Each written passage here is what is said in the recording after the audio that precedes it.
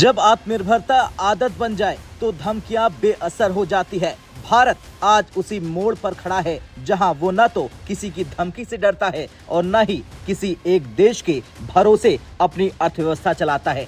और यही वजह है कि जब अमेरिका की तरफ से 500% टैरिफ लगाने की धमकी आई तो भारत में न घबराहट दिखी न हड़बड़ी, बल्कि आया एक ठंडा, सधा और आत्मविश्वास से भरा जवाब। पिछले कई महीनों से इंडिया यूएस ट्रेड डील को लेकर चर्चाएं तेज है। कभी कहा जाता है डील फाइनल होने वाली है तो कभी बस आखिरी बातचीत बाकी है। लेकिन सच्चाई ये है कि अब तक इस ट्रेड डील पर कोई अंतिम मुहर नहीं लग पाई। इसी बीच अमेरिकी राष्ट्रपति डोनाल्ड ट्रंप ने एक बार फिर वही पुराना हथियार निकाला, टैरिफ की धमकी। इस बार बात 10 या 20% की नहीं, सीधे 500% टैरिफ की चेतावनी, वो भी भारत को। अब ट्रंप का ये बयान आते ही बाजारों में हलचल मच गई, पॉलिसी सर्कल में चर्चाएं तेज हो गई और मीडिया में डर का माहौल लगने लगा। सवाल उठने लगे, क्या भारत की ग्रोथ पर असर पड़ेगा? क्या एक्सपोर्ट को झटका लगेगा? क्या भारत दबाव में आएगा? लेकिन तभी आई एक बेहद ठोस और सदी हुई आवाज। आरबीआई की एमपीसी की पूर्व सदस्य और जानी मानी अर्थशास्त्री आशिमा गोयल ने इस मुद्दे पर सीधा और बेबाक बयान दिया।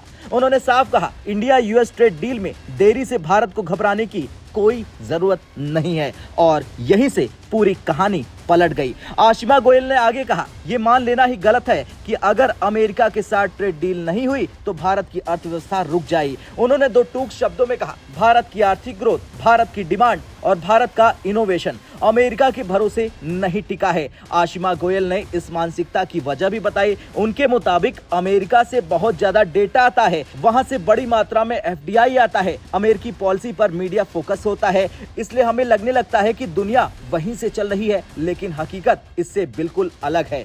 आशिमा गोयल ने एक बेहद अहम आंकड़ा साझा किया। उन्होंने कहा, आज ग्लोबल ग्रोथ का 50% से ज्यादा हिस्सा उभरते बाजारों से आता है। भारत एशिया, अफ्रीका और मिडिल ईस्ट से, जो आज दुनिया की आधी से ज्यादा रफ्तार तय कर रहे हैं। ऐसे में सवाल उठता है, फिर भारत सिर्फ अमेरिका से क्यों डरे?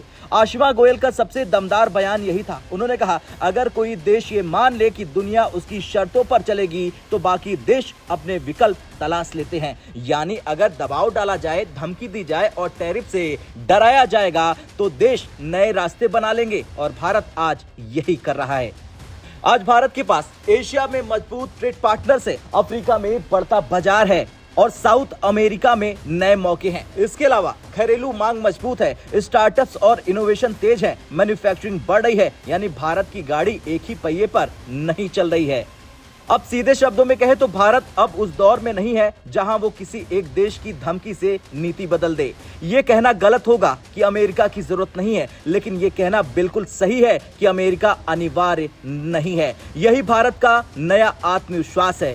खैर, इंडिया यूएस ट्रेड डील में देरी कोई आपदा नहीं, कोई झटका नहीं और कोई डर की बात नहीं है। और आशिमा गोयल का संदेश साफ है, भारत अब मजबूत है, भारत के पास विकल्प है और भारत आत्मनिर्भर सोच के साथ आगे बढ़ चुका है। अब आपसे सवाल, आपको क्या लगता है? क्या भारत को अमेरिकी टैरिफ की धमकियों की परवाह करनी चाहिए या फिर अपने रास्ते पर इसी तरह आगे बढ़ना चाहिए? हाँ या ना में कमेंट कर जरूर बताएं।